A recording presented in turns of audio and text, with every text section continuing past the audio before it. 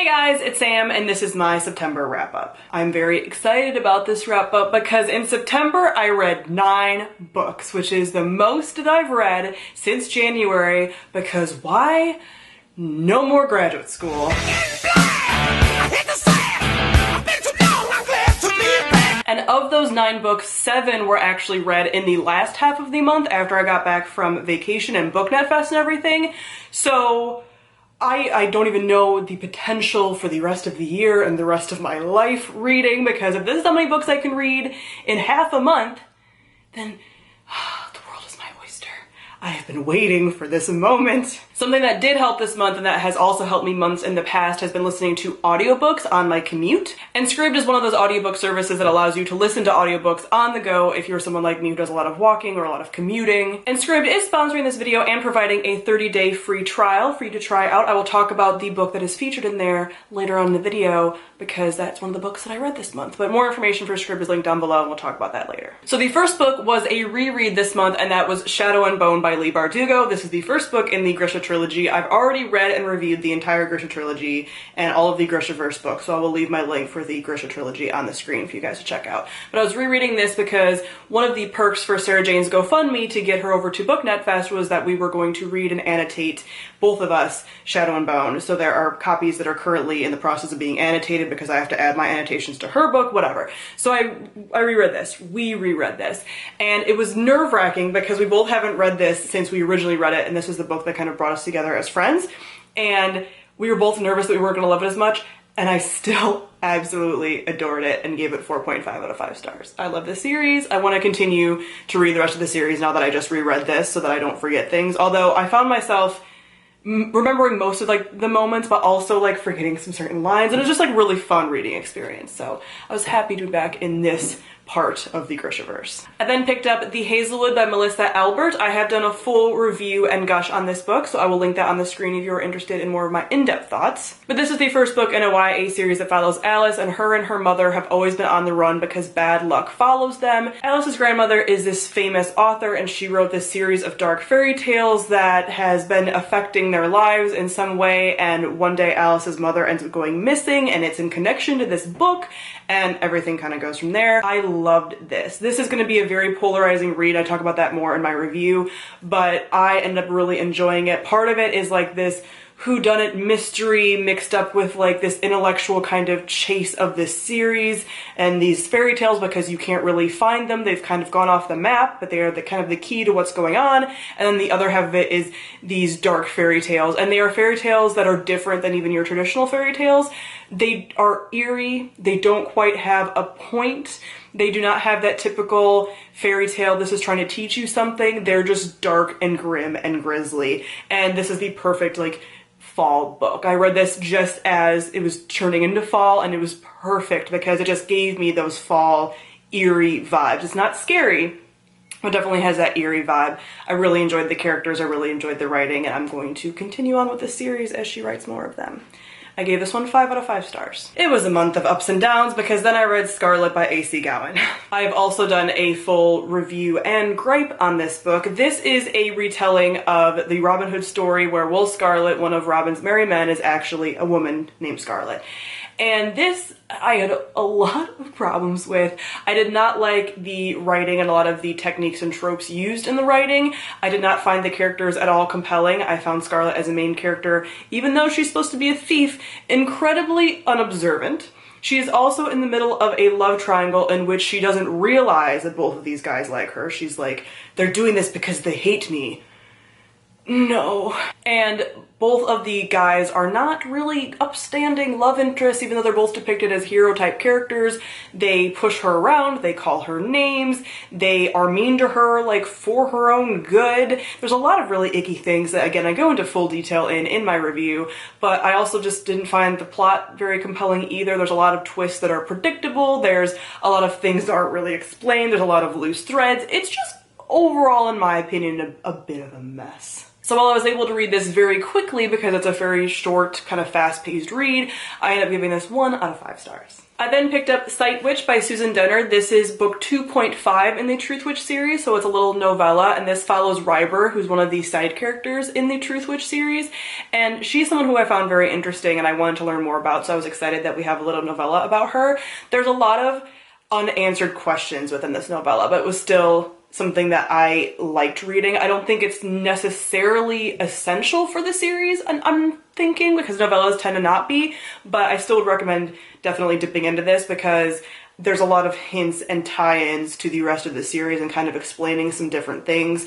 Ryber is a sight witch, which means she can kind of like see the future, or she's connected, she's in that group of people that can see the future. But again, this kind of gets twisted a bit. The thing that's really fun about the Truth Witch series is although there's these main categories of witches, there's a lot more being discovered about how there's nuances to those groups, and Ryber is definitely one of those people. So I found it very interesting. I originally kind of put this off because I thought it was going to mostly be a Ryber and Cullen kind of love story, Cullen being one of the other characters that she is bonded to and is in a romantic relationship with, and it wasn't really that, which I was very pleasantly surprised about. Although I love them as characters and as a relationship, I just didn't really feel like having a whole novella about their love story, and it wasn't. It was really about her and her initiative and what she's doing out in the world. So I really enjoyed this. It's a prequel kind of to some of the things that are happening later on in the series, and it's kind of her backstory. So I found that very interesting and a good tie into the rest of the series. I gave it 3.5 out of 5 stars.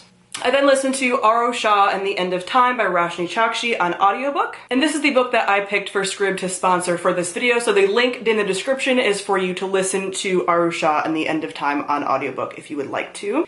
Scribd is an inexpensive audiobook service that costs $8.99 a month, so it's cheaper than other services like Audible, and you can find more information for it linked down below. So Aro Shah and the End of Time is in the new Rick Riordan Presents kind of, so was like a sub-publisher thing, but Rick Riordan is publishing a series of other authors and different mythologies and stuff, so it's kind of in that same Percy Jackson vein, but this is with Indian folklore and mythology. I forgot that I have a copy of the book to hold up. That would be helpful. And this is mostly Hindu folklore, so these are like Hindu gods and such, but this is the first book in a middle grade series, and Aru is going to be our main character throughout this series, and she ends up lighting this lamp that she's been told not to light, but she's stubborn and she's a liar, and she ends up doing this to impress some kids at school who are like bullying her, and she ends up releasing the Sleeper, which is something like a demon basically that's going to awaken the god of destruction that's going to destroy the world in end time. So then she has to team up with an unlikely band of sidekicks and friends to stop this from happening. So if you like Percy Jackson and those kinds of books, then I think you're definitely going to like this. This is a new take on that. It's not obviously just like Greek gods and stuff. It's Hindu mythology, which most people aren't really used to. Aru is a really funny character because, like I said, she's stubborn and she lies. So she kind of reminds me of like Lyra Silvertongue from the Golden Compass series, like the His Dark Materials by Philip Pullman. She's kind of one of those characters, and she gets herself in trouble, but she definitely spins it as like, I'm not a liar, I'm just creative. And it's just a fun time, and I really recommend the audiobook because the characters, like the voices and stuff, are just really fun. So this is a quick, fast-paced read, and I gave it 3 out of 5 stars. The rest of the month has a kind of unintentional theme. I didn't do this on purpose, but I realized as I was looking at all the books that I read the second half of the month as far as the fiction reads, that they all have a villainous theme to them. The first one of those being The Forest of a Thousand Lanterns by Julie C. Dow. And this is the first book in a YA fantasy duology, and this is an evil queen, Snow White evil queen retelling that takes place in an East Asian fantasy setting. So we are following the character that is going to become this kind of evil queen character. Her name is Shi Feng. And these retellings of villain origin stories are always interesting because you know what's going to happen, but what I found fun about this is that since it's a different take on it, you got to see how the typical origin of her was twisted around a bit to fit into this setting, and you got to like follow what you know is going to happen, but you don't know exactly how it's going to happen. So this I end up finding pretty enjoyable. I liked the first half, I think, more than the second half, because what I prefer about villain origin stories that I feel like we don't get a lot of is when the villains are really fighting with that back and forth, and she had more of that as far as like the pull between good and evil in the beginning, but then she hit a certain point and she just kind of flipped the switch completely. What I liked about her is that she wasn't a character that was good from the beginning and all of a sudden turned evil for like no reason. She was definitely struggling at the beginning, but I would have preferred her to struggle a little bit more, and I would have found that a little bit more compelling because, like I said, she just kind of switches at one point to being like full gung-ho evil, but it was still a fun time. It's always a fun time to read about villainous type characters, and I gave this 3.5 out of 5 stars. During this time, I was also reading a non-fiction book on audiobook, and that was Year of Yes by Shonda Rhimes. So this is a pretty famous nonfiction audiobook at this point. Shonda Rhimes is the creator of Grey's Anatomy, Scandal, How to Get Away with Murder, Private Practice, all of those like ABC Thursday night shows. And I have loved Grey's Anatomy for years. I'm not caught up on it. I haven't watched it in real time in years. I think I gave up like season 10 or something, and I don't even know how far into it they are, but I do love me some Shonda Rhimes shows. So I decided to listen to this because I found the idea of the Year of Yes very compelling. Basically, for a year, she said yes to everything that scared her. So like public speaking, interviews, stuff like that, she said yes to. And she kind of twists us around different ways too, and like says yes to health and yes to like not getting married and stuff like that. So this is mostly her memoir. I was looking at it more for like, I wanted a little more tidbits on like how to successfully do a Year of Yes, because I'm kind of feeling like that's something now that I have freedom that I want to do and just kind of like embrace all of the things, you know. I'm feeling very like woo-woo these days, but it wasn't really that. It was more her memoir. So it's hard to recommend a book like this because you have to really like Shonda Rhimes. I do like Shonda Rhimes, and I like her characters, and you could hear her characters in the way that she speaks. If you've ever heard like an interview with her or a TED Talk, like the way that she writes Grey's Anatomy is the way that she talks. So I enjoy that because I like her and I like her characters, and I can hear people like Christina Yang in her voice. She talks a lot about Christina Yang in the book. And it changed my mind about some things, or not like just so much changed my mind, but it gave me a new perspective on some of the choices she made in Grey's Anatomy, because she definitely writes parts of her life like into her story, specifically Christina Yang. There's a whole thing about Yang in this book. So anyway, I end up enjoying it as a Grey's Anatomy fan and as a general Shonda Rhimes fan, even though I haven't watched any of her other shows, but I want to now that I have time. But this one I gave 3.5 out of 5 stars. I didn't find it groundbreaking or mind-blowing. Like I said, I would have liked a little bit more like, not so much self-helpy, but I wanted a little bit more like guidance on how exactly she did the Year of Yes instead of just like stories about the Year of Yes, but it still was a fun time and I enjoyed it. And if you listen to an audiobook, she narrates it, which is fantastic. Another audiobook I read this month was One Darkthrone by Kendar Blake. This is the second book in the Three Dark Crowns.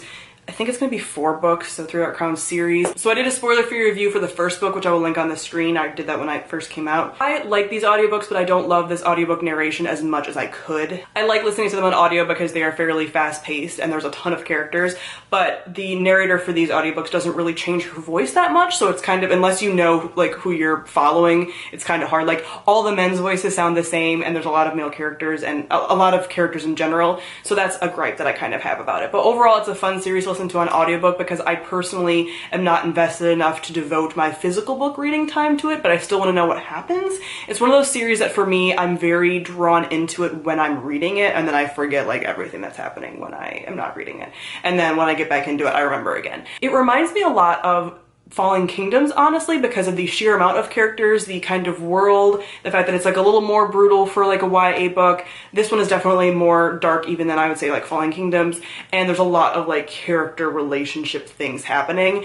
It's about 3 queens, triplets, who are born, and they have to end up killing each other in order to take the throne because only one queen can rule. And there's a poisoner, there's a naturalist who kind of has like a affinity with animals, and there is an elemental. So they're kind of like battling it out. But I find it fun, but nothing like that I'm super attached to, but still a fun time. I gave it 3 out of 5 stars. And then the 9th book that I read this month to top it all off, I know a lot of you were talking to me about it on Goodreads when I was reading it. I finally read Vicious by V.E. Schwab. This is the first book in now the Villains duology. I don't know if she's going to do more than 2 books, but Vengeful just came out this month, and I decided it was finally time. Sarah Jane happened to pick this up at the same time, so we were buddy reading it together, which was fun. But this is about Victor and Eli mostly, and they're 2 friends in college who are very smart, very intelligent, and they have to do a thesis, and Eli ends up picking EOs, which are extraordinaries in this world, and they're kind of like the mutants, the superheroes, and they're an established thing that are out in the world. They're kind of like an urban legend. People aren't really sure if they're real, but there's some established realness to them, and he wants to scientifically study them, and they end up as a team discovering how to create EOs. So this pretty much goes without saying because this book is almost universally well loved. I loved this book. I knew I was going to. I've had it on my shelf for years. The hype was just like so much that I just didn't even want to read it because I was like, of course I would read that and love that. Like part of my brain was like, I can't, because like, of course, like I already know it's gonna be 5 stars. So I don't need to read it because I know it's gonna be 5 stars. Like that's what part of my brain did. It was still really good time. I solidly love Victoria Schwab's earlier books. I have a problem with her and like, I don't know, like I either love or hate her stuff, and the more that she writes, I feel like I find myself disliking her stuff. I don't know what it is, if she's like writing too many books at once and they're getting kind of sloppy, something. But I loved The Archived, which was one of her first YA series. I loved this, which was one of her first books. So yeah, I find the characters in here very compelling, very interesting. It's that whole discussion of like what makes a hero, what makes a villain, and their different interactions and little like found family elements, and there's different things about becoming an EO that solidify their personalities, which is really interesting, different things about their personalities. And I'm doing a full review for this, obviously. And gosh, most of you have probably read this by now. A lot of you are probably reading it now because Vengeful just came out. So we'll talk about it more in a full review because otherwise I'll just keep gushing about it right now. But this was excellent. And I gave it 5 out of 5 stars. Duh. So that is it for all the books that I read in September. Again, thank you to Scribd for sponsoring this video, and if you guys want to read Arusha and the End of Time, that link is listed down below. Also, if you guys have been looking out for the collabs that Sarah Jane and I did, because I know a lot of you were interested in us hanging out last month, I will leave those pinned down below in a comment for you to see. One of them was on my other channel. My other channel is always linked in the description, but you can go and check that one out because that one is a crowning achievement. So comment down below and let me know what books you read in September and what your favorite one was. So thank you all for watching, and I'll see all of you guys soon. Bye!